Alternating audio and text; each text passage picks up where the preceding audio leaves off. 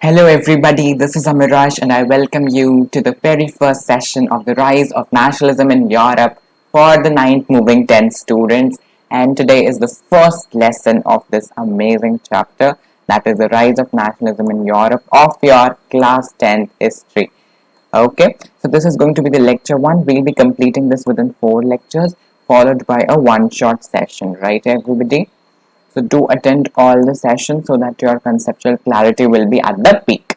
So we start with the introduction, then French Revolution and the idea of France, nationalism in France, Napoleon Bonaparte, Napoleonic Code, and the making of nationalism in Europe. This is our index, and remember this chapter is a bit tough, so we need to tackle this chapter very nicely. Okay.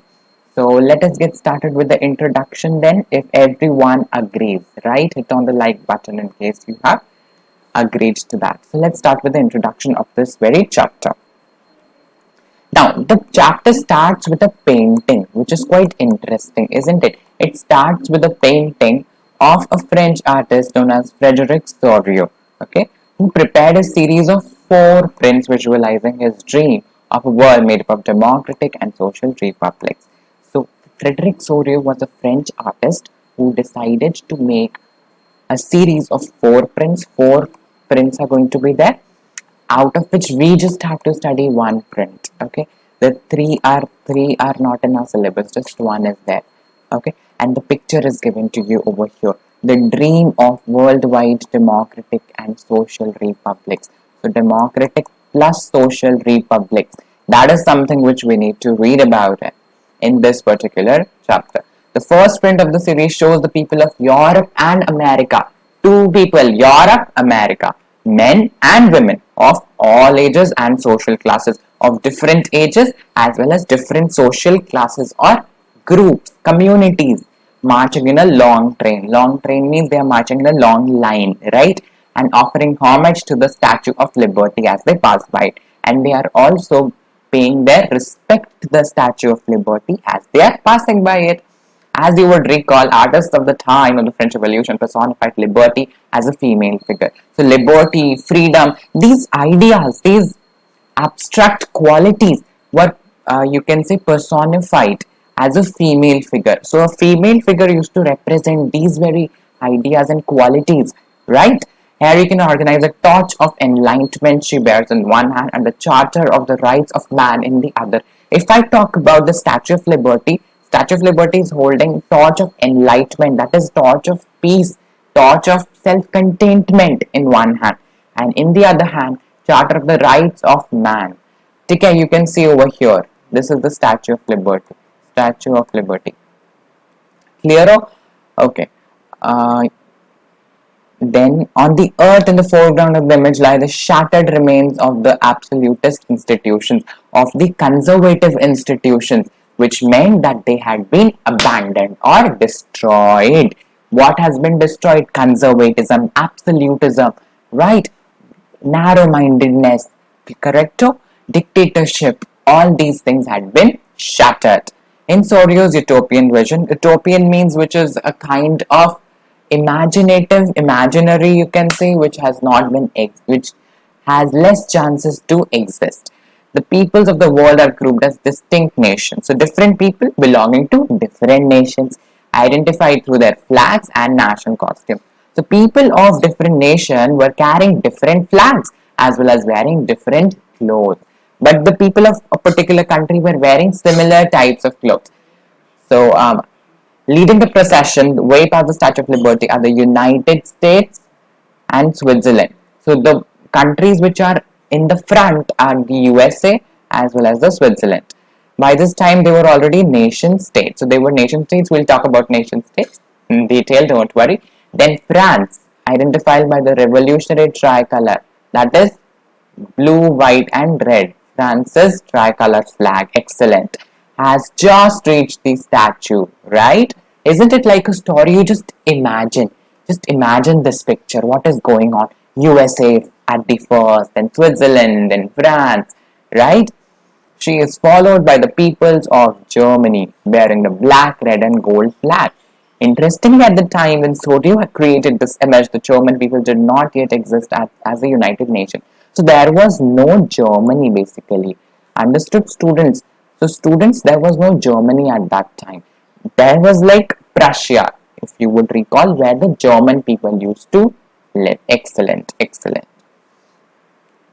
The flag they carry is an expression of liberal hopes. Liberal hopes means one day they would also be free. One day they would also get freedom, right?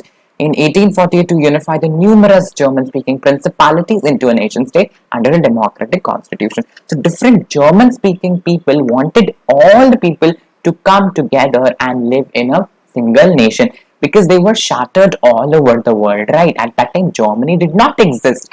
Okay, this is the past where USA and Switzerland had become nation states. They had become a nation. They had become a country, right? Okay. Following the German peoples are the peoples of Austria, Kingdom of the Two Sicilies, Lombardy, Poland, England, Ireland, Hungary, and Russia. From the heavens above, Christ, saints, and angels gaze upon the scene.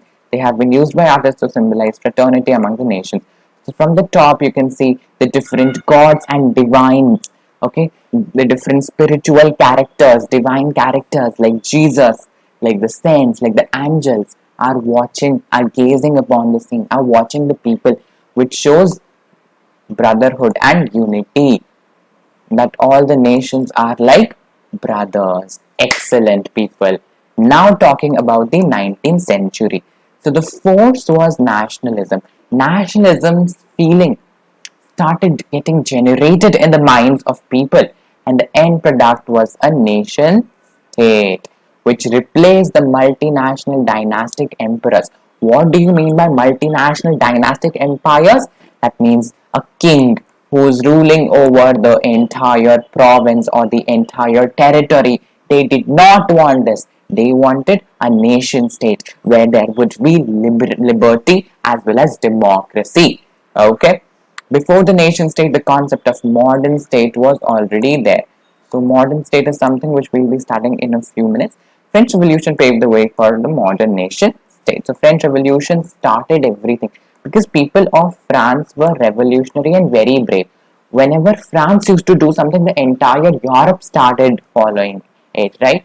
Now talking about features of the nation state. How do we know if it is a nation state? In a nation state, there is a sense of common identity. People start thinking that they are having a common identity. They are common in one or the other way. They are having the similar identity, right? Okay, they are having shared history because their ancestors suffered with the same thing, right? If there are two people in a nation state, they would say, my ancestors also did a lot of struggle, your ancestors also did a lot of struggle. It means we are having shared history. Our history is the same. Our ancestors struggled for the same thing, which means they had a common struggle, right? Because of the common struggle, they had the similar history because this struggle was history, isn't it? With this, we come to the definition of two important terms: modern state and the nation state. What is modern state? Centralized power exercised by sovereign control over a clearly defined territory. Let's say I have this particular territory. Let's say this is Lomba, a territory, a place. Okay, and a particular person is having some power. He's the Raja of this, he's the king of this particular territory. So this territory is nothing but a modern state because a centralized power is exercised, right? And there is a control over this territory, right? It is a clearly defined territory that this is my territory. Clear? Perfecto. Okay, now we talk about the nation state. It is one in which the majority of its citizens and rulers come to develop a sense of common identity and shared history. So, where the citizens as well as rulers, they come together and they develop a sense of common identity and shared history. Correct. So, people, let's move to the French Revolution and idea of the nation. So, French Revolution was a very, very important movement because it gave the rise to the ideas of liberty, fraternity. We read in grade 9. Students, try to recall whatever you read in grade 9. Just try to extract that out, right? It was the first clear expression of nationalism. The first clear expression of nationalism was nothing but the French Revolution. Sovereignty was transferred from the monarchy to a body of French citizens. What is sovereignty? Sovereignty is the power. Sovereignty is the control, right? Power was transferred from the monarchy, from the king, who was Louis XVI, recall, to a body of French citizens. But then the question comes that how was this sense of collective identity instilled in French people? How did French people try to bring about this particular collectiveness? That we need to understand. How this exactly happened. Just a second. Better, I guess. Just a second. Wait. Better, I guess. Mm, chalo, that's okay. That does not matter to that extent. Leave it. Okay. So steps taken by the French Revolution. There were some steps that were taken. Let's see, the idea of la patrie, that is fatherland, and le citoyen, citizen. First step was the idea of fatherland and citizen. That France is my fatherland where I have been born and I am its citizen. So this is gonna connect me and France together. And all the French people are having la patrie or France as their fatherland. Okay, it means we all are brothers because we are having the same fatherland. We are all the citizens of the same country. Yes, because of which they came closer. Now, French flag instead of the former royal flag, instead of that former royal flag, which was quite boring, they adopted a new flag. Okay, that was the tricolor, right? Formation of the National Assembly, the Estate General. We read in grade 9 that the Estate General was formed. Centralized administrative system. So administrative system was of the country now. Abolished internal custom duties and dues. What are these? Taxes. So certain taxes were abolished. Adoption of uniform weights and measures, because earlier what used to happen, if you would travel from one city to another, the weights and the measures used to change, so this would create a lot of havoc, right? That is why they adopted uniform weights and measures. Regional dialects were discouraged and French became the common language of the nation, which connected the people. Now new hymns were composed and oaths were taken, all in the name of the nation. So new songs, new oaths, new pledges were taken. Let's talk about the spread of nationalism. The French revolutionaries went on the mission of freeing people of the Europe, okay, from despotism, and thus the news of events in France soon reached different cities. Jacobin Club also became a force. So from France, this idea started spreading in different parts of Europe. Okay, in different parts of Europe, this idea started spreading. And Jacobin Club, which was a political club, also started spreading the idea of nationalism. Now talking about Napoleon Bonaparte, very important. One fixed question is going to be asked, so do not miss. Who was he? He was a French military leader, okay, military dictator, you can say, and he destroyed democracy in France and brought dictatorship. You need to understand that. Okay, established Napoleonic Code or Civil Code of 1804.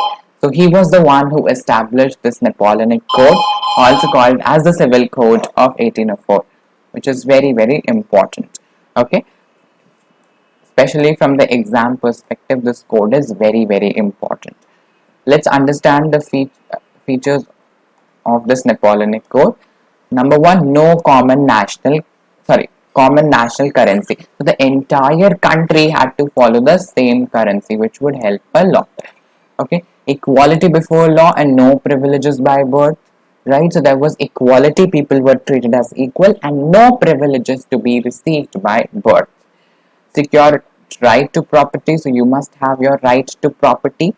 Okay, abolished feudal system. What was feudalism? That peasants had to work for the two upper classes of France, right? That was abolished. Guild restrictions were removed. Transport and communication was improved, and standardized weights and measures were adopted. Okay, just a second.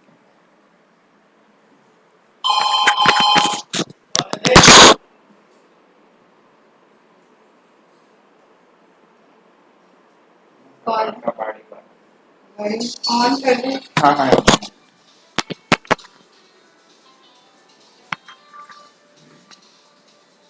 Yes, yes.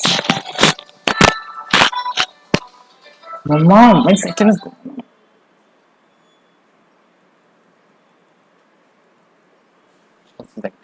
Yes. So that happened. Sorry for the disturbance.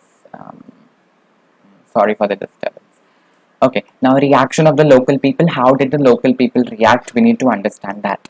Okay, initially countries like Holland, Switzerland, etc. welcomed French armies as harbingers of liberty. These countries said that France has brought in liberty or freedom into our countries. Okay, but this initial enthusiasm soon turned into hostility. Initial josh turned into disappointment. Why? Because taxes were increased, censorship was there, forced conscription into French armies, right? And all these seemed outweigh the advantages of the good system. So the disadvantages were more, okay, as compared to the advantages. Last topic for today, the making of nationalism in Europe. So mid 18th century, there were no nation states in Europe, as I told you. Instead, there were autocratic monarchies. There was the rule of kings. Okay, people of these regions did not share a collective identity or a common culture. They even spoke different languages. For example, the Habsburg Empire, which was divided into these regions. It's not that important, so we can skip that. Such differences did not easily promote a sense of political unity. The only tie binding these diverse groups together was a common allegiance to the emperor. What was binding the people was the common respect or the commonness of the emperor, that we are having the same emperor, same king. That was the only thing that we need to understand. Now, most important questions from today's session. Number one, in which among the following states a centralized power exercise sovereign control over a country? Nation state, democratic state, republic state, modern state. Okay. What kind of a club was the Jacobin Club? Faction, political, conservative, none of these. And the homework question, who destroyed democracy in France? Adolf Hitler, Mussolini, Napoleon Bonaparte, or Bismarck? And the DPP has been given in the description box. Do not forget to download that. Thank you so much for attending the session. Do not forget to like, share, and subscribe. Thank you so much.